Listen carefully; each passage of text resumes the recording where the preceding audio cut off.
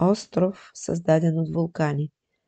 Накъдето и да погледнете, има лава, изхвърлена от сърцето на земята. Вулкан след вулкан. Горещо място в студен климат.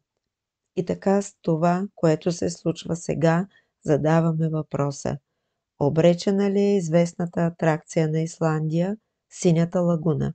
Това е въпросът, който ние и много други се задаваме сега. Наскоро качихме видео от нашето пътуване до Исландия.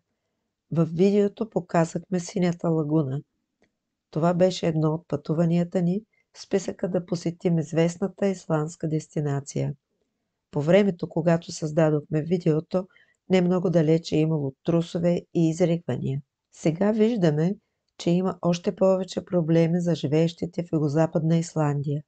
Всеки ден хиляди трусове и издигаща се магма далеч под повърхността, причинявайки пукнатини и повреди на повърхността. Цял град е евакуиран и известната Синя лагуна вече е затворена.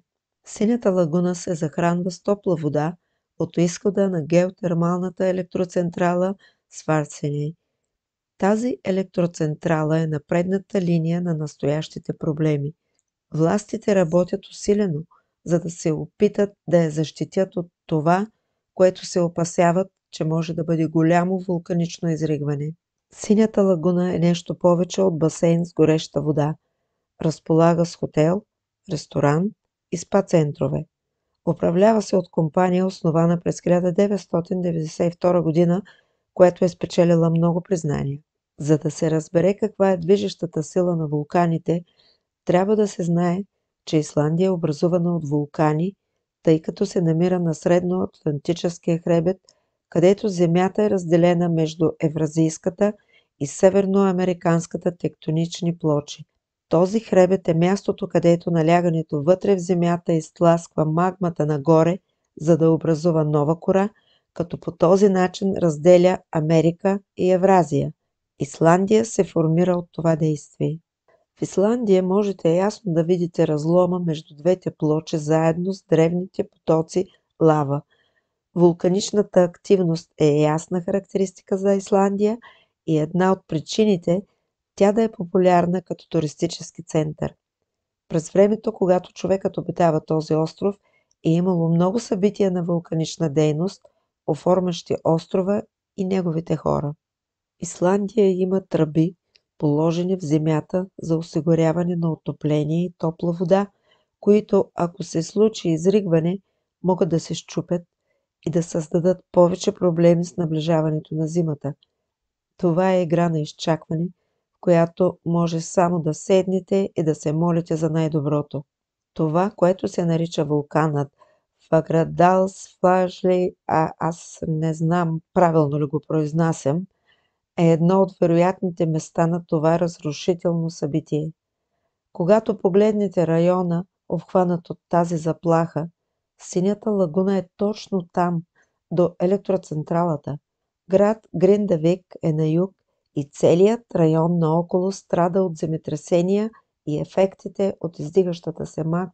Пожелаваме успех на хората в Исландия и се надяваме, че това няма да причини щетите, които мнозина предполагат, че ще се случат. Медиите пресъздават всички ужасни възможности с идеята за до 10 години прекъсване.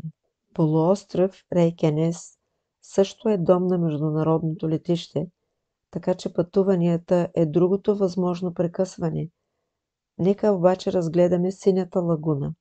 Когато посетихме лагуната, както се вижда тук в това видео, беше през ноември и въпреки студа, беше пълно с туристи.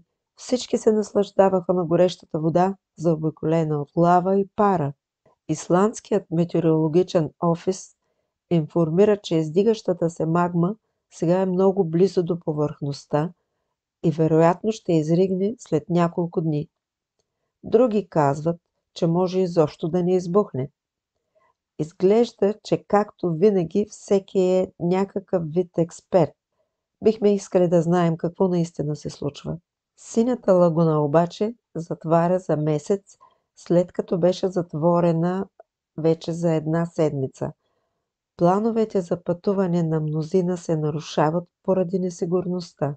Струва си да припомним, че не много отдавна едно масивно изригване предизвика хаос над Европа, тъй като полетите бяха отменени и пренасочени поради изригването на друг вулкан, ако пак правилно мога да го произнеса, понеже много са трудни за произнасяне исландските думи, Eyjafjallajökull през 2010. Разбира се, самолетите не са единствени засегнати от вулканичната пепел в атмосферата. Така също животните, вдишвайки малки частици, подобни на стъкло, които могат да причинят увреждане на белите дробове.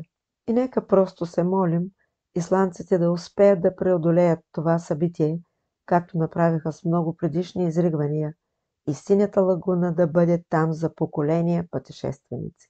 Въпреки това, поради вулканичния характер на нарастващата земна маса на Исландия, би било справедливо да се заключи, че в крайна сметка има шанс синята лагуна наистина да бъде погребана под потоци лава от такъв вулкан.